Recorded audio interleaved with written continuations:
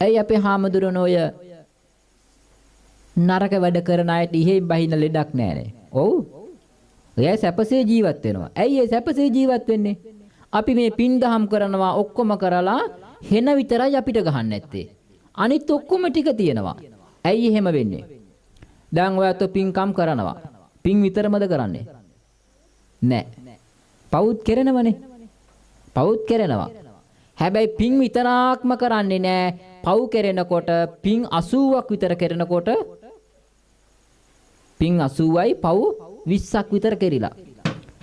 අර පව් කරන මිනිස්සෙක් ගන්නකො. ඌ පව් විතරක්ම කරන්නේ නෑනේ. මාළු අල්ලලා ඉන්නවා. ඉන්න වෙලාවේදී වතුර එනවා කුරුළු පැටියෙක්. ගොඩට දාන්නේ නැද්ද? ගොඩට දානවා. මාළු අල්ලන කෙනා දාන දෙනවා. හරක් මරණ කෙනා දාන දෙනවා. ඉඳලා හිටලා හරි බණකුත් අහනවා. පින් ටිකකුත් කරගත්තා. ගොඩක් පව් කරගත්තා. පින් කරපු එකයි පව් කරපු එකයි දෙන්නම මැරුණා. ගිහිලා එක්කෙනෙක් ගිහිලා ඉපදුනා අපායේ අනිත් එක්කෙනා ගිහිලා ඉපදුනා දිව්‍ය ලෝකේ. දැන් ඉපදිලා දිව්‍ය ලෝකේ දිව්‍ය සැප සම්පත් වින්දා. විඳලා අවසානයේදී පින් ඉවර වුණා. ඉවර වුණාට පස්සේ දැන් ආයෙ කොහෙට දෙන්න තියෙන්නේ? මනුස්ස ලෝකෙට එන්න ඕනේ. මනුස්ස ලෝකෙට ආවේ කොහේ ඉඳන්ද? දිව්‍ය ලෝකේ ඉඳන්. දිව්‍ය ලෝකේ ඉඳන් ආපු නිසා කරන්නේ මොනවාද? පින්කම්. පින් දහම් කරනවා. ඇයි? හිත තියෙන්නේ ආප තන අනුව තමයි අපි හැසිරෙන්නේ. හැබැයි අපි අර පව් 20ක් කරලා තියෙනෝනේ.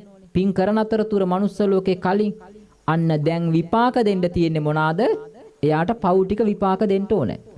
අන්න පව් ටික විපාක දෙනකොට ඒක යටපත් කරන්න පුළුවන් කුසල ශක්තියක් නැහැ. හේතුව තමයි සේරම අකුසල් විතරයි තියෙන්නේ. කුසල සම්පත් ඔක්කොම ටික ගෙවලා අවසන්. දැන් පව් කරන එක ඕ අපායේ ඉඳලා පව් ටික සේරම ගෙවලා මනුස්ස ලෝකෙට ආවා.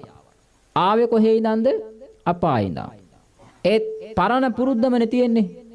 පරණ පුරුදු ටික ඇතෑර ගන්නට බෑ. ඒ නිසා ආයේ ඒ ටික කරනවා. එයාට විපාක දෙන්න පව් නෑ. තියෙන්නේ මොනවාද? කරපු පින් ටික විතරයි. මඤ්ඤොක්ක ගහක් හිටෙව්වත් අපිට වඩා හොඳට ඒ මිනිස්සයාට අලබහිනවා. අපි මඤ්ඤොක්ක ගහක් හිටෙව්වොත් අලියෙක් ඇවිල්ලා ගලවලා කාලා යනවා. උගේ මඤ්ඤොක්ක කන්නේ නෑ.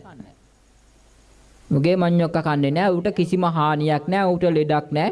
අපි කියනවා අනේ පින්කම් කෙරුවට වැඩක් නෑනේ. කෝ විපාක? කෝ අපි කරන එක හරියන්නේ නෑනේ. ඇයි හරියන්නේ නැත්තේ? අපේ සේරම අපේ පින් ටික ගෙවලා අවසන් වෙලා තියෙන්නේ.